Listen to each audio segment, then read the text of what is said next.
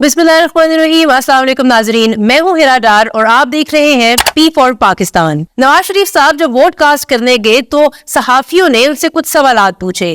एक सवाल ये था कि क्या आप मखलूत हुकूमत बनाएंगे या सादा अक्सरियत हासिल कर सकते हैं। इसके जवाब में नवाज शरीफ साहब ने फौरन कहा कि ओ भाई, खुदा का नाम लो, इस मुल्क की तकदीर सिर्फ सिंगल हुकूमत ही बदल सकती है। एक और सवाल ये था कि फौज के साथ आपके ताल्लुकात कैसे हैं, क्या कोई डील हो रही है। उन्होंने कहा कि मेरा फौज के साथ कोई इख्तलाफ नहीं है, हम एक पेज पर हैं। इसके बाद बात करते हैं विक्ट्री स्पीच की।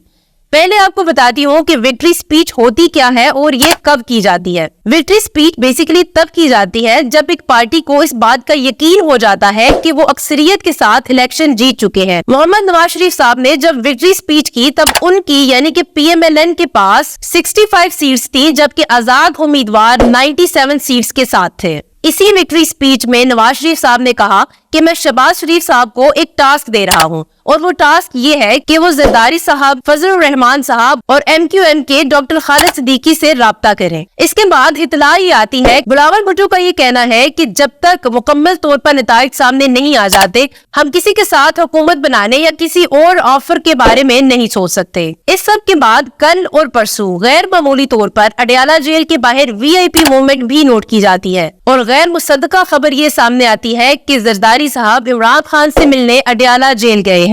और इसके फौरन बाद एक ऑफिशियल खबर सामने आ जाती है, बिलावल भुट्टो और आसिफ अली जरदारी हंगामी तौर पर सिंध से लाहौर पहुंच गए हैं। इसके बाद ब्रेकिंग न्यूज सामने आती है कि इंसदाद दहशतगर्दी के जज मलिक एजाज आसिफ, उन्होंने 9 मई के वाकयात में इमरान खान के 12 और कुरैशी साहब के 13 मुकदमात में जमानत मंजूर कर ली है और 13 मुकदमात में हर मुकदमे के 1-1 लाख जमानती मुचलके भी जमा करवाने को कहा है। यहाँ ये बताती चलूं कि ये समाअत अडयाला जेल के अंदर ही हुई है। अब क्या ये सारी बातें आपस में लिंक हो रही हैं? ऑफर का आना, गैर मुसद्दका इतला का आना कि जरदारी साहब इमरान खान को मिलने गए हैं, मुकदमात में रिहाई का अचानक से हो जाना, क्या ये इस बात की तरफ इशारा है कि नवाज शरीफ साहब की ऑफर को कबूल ना करते हुए जरदारी साहब का झुकाव इमरान खान की तरफ है? और क्या आने वाली हुकूमत तहरीके इंसाफ और पीपल्स पार्टी के हिमायत याफ्ता लोगों की होगी? मजीद वीडियोस देखने के लिए देखते रहिए P4 पाकिस्तान।